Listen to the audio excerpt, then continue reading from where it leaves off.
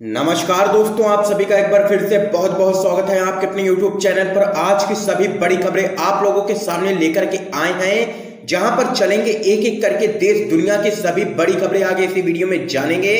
लेकिन उससे पहले दोस्तों, अगर आप लोग भी बीजेपी के द्वारा की जा रही खरीद फरोख्त की राजनीति का जबरदस्त तरीके से विरोध करते हैं, तो आप अभी इस वीडियो को लाइक करके लाल कलर के सब्सक्राइब बटन को दबा करके चैनल को फ्री में सब्सक्राइब करके घंटी दबाइए और अपने सभी दोस्तों तक इस वीडियो को ज्यादा से ज्यादा शेयर जरूर कीजिएगा। दरअसल दोस्तों, पहली और बड़ी खबर सामने निकल के आ रही है। भारत में धार्मिक स्वतंत्रता पर अमेरिकी प्रशासन की रिपोर्ट में बीजेपी की निंदा। आप लोगों को दोस्तों बताते चलें, अमेरिकी प्रशासन ने वर्ष 2019 के लिए प्रकाशित अंतर्राष्ट्रीय धार्मिक स्वतंत्रता रिपोर्ट में नागरिकता संशोधन कानून यानी कि सीएए और अनुच्छेद 370 पर भारत सरकार के फैसले पर हुए देशव्यापी विरोध प्रदर्शनों का विस्तृत विवरण दिया है। अमेरिकी विदेश मंत्री माइकल पोम्पियो द्वारा जारी की गई इस रिपोर्ट में धार्मिक रूप से प्रेरित भीड़, मॉब लिंचिंग और सांप्रदायिक हिंसा का भी जिक्र किया गया है। रिपोर्ट में कहा गया है कि भारतीय जनता पार्टी यानी कि बीजेपी सहित हिंदू बहुसंख्यक दलों के कुछ अधिकारियों ने अल्पसंख्यक समुदायों के खिलाफ सोशल मीडिया पर भड़काऊ सार्वजनिक टिप्पणी या पोस्ट किए। तो यहाँ पर दोस्तों देख सकते हैं कि अमेरिका ने भारतीय अल्पसंख्यकों को लेकर के जताई है चिंता और कहा है कि हिंसा भेदभाव के खिलाफ संवैधानिक सुरक्षा की है जरूरत। इस बीच दोस्तों एक और अपडेट आ रही है सामने। राज्यसभा चुनाव, मुख्यमंत्री अशोक गहलोत बोले भाजपा डूबती नया उसकी उल्टी गिनती शुरू। आप लोगों को बताते चलें, राजस्थान के मुख्यमंत्री अशोक गहलोत ने कहा है कि कोरोना में केंद्र सरकार जनता को राहत देने में विफल रही है। इनका ध्यान राज्य सरकारों को गिराने में ही रहा है। भाजपा अब डूबती नया है उसकी उल्टी गिनती शुरू हो चुकी है और उसका पतन तय है। वे जयपुर के मैरियट होटल में आयोजित विधायक दल की बैठक को संबोधित कर रहे थे। करीब 1.5 घंटे तक चली बैठक में उप मुख्यमंत्री सचिन पायलट सहित राष्ट्रीय नेता और 125 कांग्रेस एवं सरकार को समर्थन दे रहे विधायक मौजूद रहे। तो वहीं राजस्थान सरकार ने कांग्रेस विधायकों को भाजपा की ओर से प्रलोभन देकर राज्यसभा चुनाव में अपने पक्ष में वोटिंग कराने के मामले को लेकर के एसओजी को सौंप दी है जांच। तो यहाँ पर दोस्तों देख सकते हैं कि राज्यसभा चुनाव के लिए हमारे पास बहुमत है, बीजेपी लोकतंत्र का गला घोट रही है, ये कहना है कांग्रेस का। तो वहीं दोस्तों एक और बड़ी अपडेट आप लोगों को बताते चलें। पीएम मोदी की सलाहकार ने ही उठाए आर्थिक पैकेज पर सवाल, कहा 20 लाख करोड़ का पैकेज अपने आप में पूर्ण नहीं है। आप लोगों को बताते चलें, प्रधानमंत्री की आर्थिक सलाहकार परिषद की सदस्य आसिमा गोयल ने 20 लाख करोड़ रुपए के आत्मनिर्भर भारत अभियान पैकेज पर कई सवाल उठाए हैं। आसिमा गोयल ने कहा है कि 20 लाख करोड़ रुपए के राहत पैकेज में और भी सुधार की गुंजाइश है। इस पैकेज को लेकर के वित्त मंत्री निर्मला सीतारमण ने 4 से 5 चरणों में पूरी जानकारी दी थी। आसिमा गोयल ने कहा है कि अर्थव्यवस्था को प्रोत्साहित करने के लिए सरकार को मांग को बढ़ावा देने की बहुत ही जरूरत है। तो वहीं दोस्तों एक और बड़ी अपडेट आप लोगों को बताते चलें।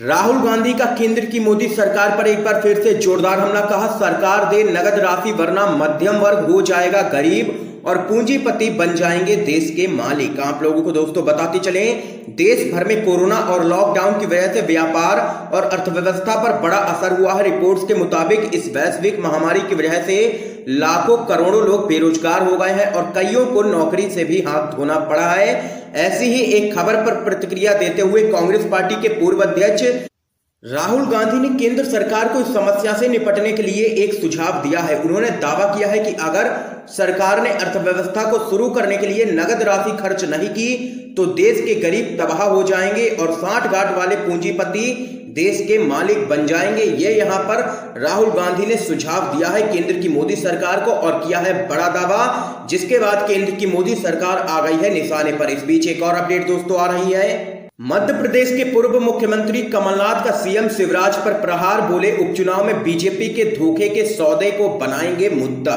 आप लोगों को दोस्तों बताते चलें, कांग्रेस पार्टी के वरिष्ठ नेता और मध्य प्रदेश के पूर्व मुख्यमंत्री कमलनाथ ने बीजेपी पर जोरदार हमला बोलते हुए कहा है कि उपचुनावों में धोखे के सौदे को वो मुद्दा जरूर बनाएंगे।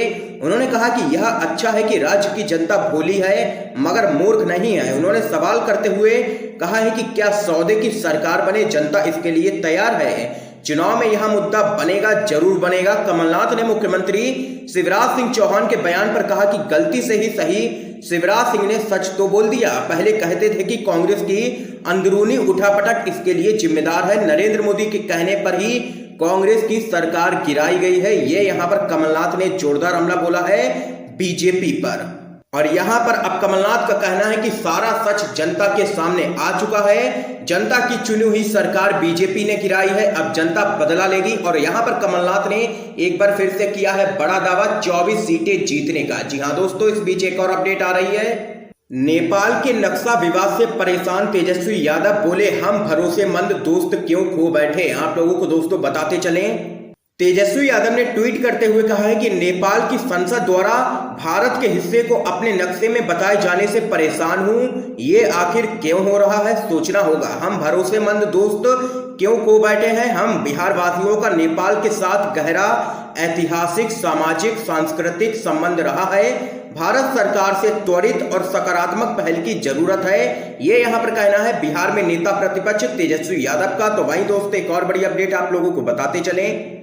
उत्तर प्रदेश रिटायर्ड आईएएस का आरोप, यूपी की strategy no test no corona वाली है, केस हुआ दर्ज। आप लोगों को बताते चलें क्या कुछ है पूरा मामला। उत्तर प्रदेश में कोरोना टेस्ट कराने वाले कुछ जिला अधिकारियों को मुख्य सचिव द्वारा हड़काए जाने संबंधी ट्वीट करने पर रिटायर्ड आईएएस अधिकारी सूर्य प्रताप सिंह के खिलाफ महामारी अधिनियम समेत अन्य धाराओं में एफआईआर दर्ज करवा दी गई है। दरअसल दोस्तों आप लोगों को बताते चलें, रिटायर्ड आईएएस ने ट्वीट में लिखा था कि मुख्य सचिव ने ज्यादा कोरोना टेस्ट कराने वाले कुछ डीएमओ को हड़काया है। रिटायर्ड आईएएस ने अपने ट्वीट में लिखा था कि सीएम योगी की टीम 11 की मीटिंग के बाद मुख्य सचिव ने ज्यादा कोरोना टेस्ट कराने वाले कुछ डीएम को हड़काया कि क्यों इतनी तेजी पकड़े हो, क्या इनाम पाना है जो टेस्ट चिल्ला रहे हो। ये यहाँ पर ट्वीट किया था रिटायर्ड आईएएस ने, जिस पर उन पर दर्ज हुआ है केस। तो वहीं दोस्तों एक और बड़ी अपडेट आप लोगों को बताते चलें।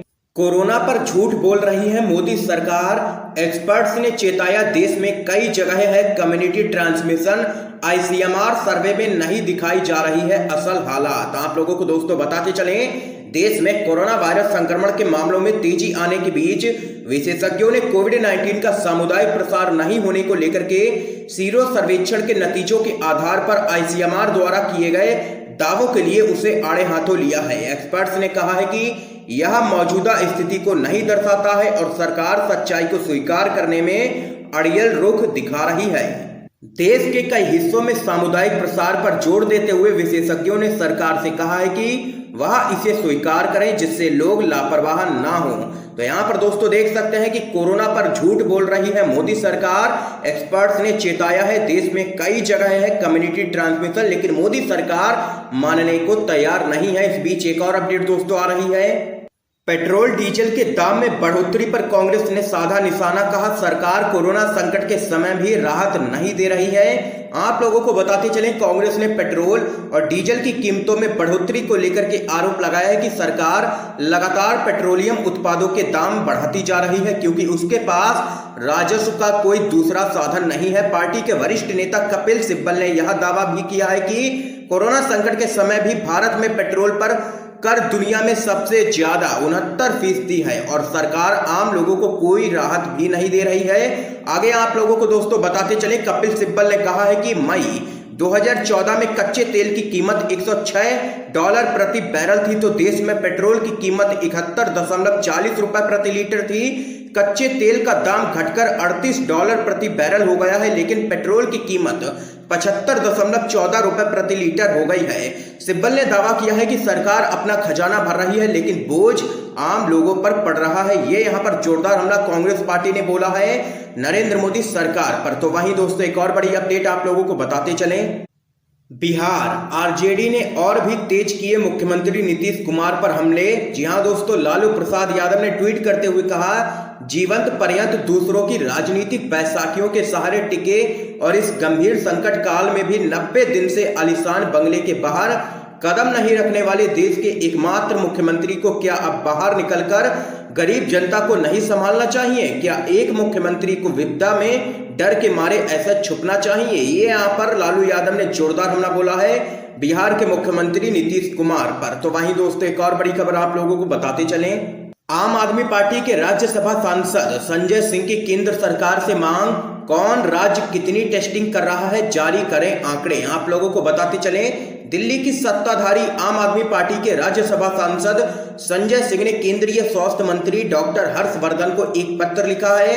संजय सिंह ने इस पत्र में कोरोना की अधिक टेस्टिंग के लिए आईसीएमआर की गाइडलाइन में बदलाव करते हुए बीमारी के जरा भी लक्षण पर जांच कराने की छूट देने की मांग की है। साथ ही उन्होंने यह भी मांग की है कि केंद्र सरकार को स्थिति स्पष्ट करने के लिए कि कौन सा राज्य कितनी टेस्टिंग कर रहा है, राज्यवार आंकड़े जारी करने चाहिए। आम आदमी पार्टी के राज्यसभा सांसद ने कहा है कि पिछले कुछ दिनों से कोरोना की टेस्टिंग को लेकर के तमाम सवाल खड़े किए जा रहे हैं। कुछ संगठनों की ओर से दिल्ली सरकार पर कम टेस्टिंग करने का आरोप लगाया जा रहा है। उन्होंने दावा किया है कि प्रति 10 लाख आबादी पर दिल्ली में 12,198 टेस्टिंग के साथ दिल्ली देश में सबसे अधिक टेस्टिंग करने वाला राज्य है। संजय सिंह ने विशेषज्ञों के हवाले से कहा है कि अधिक टेस्टिंग कराकर ही संक्रमण के खतरे की वास्तविक सच्चाई पता की जा सकती है। ये यहाँ पर तमाम बातें कही हैं आम आदमी पार्टी के राज्यसभा सांसद संजय सिंह ने।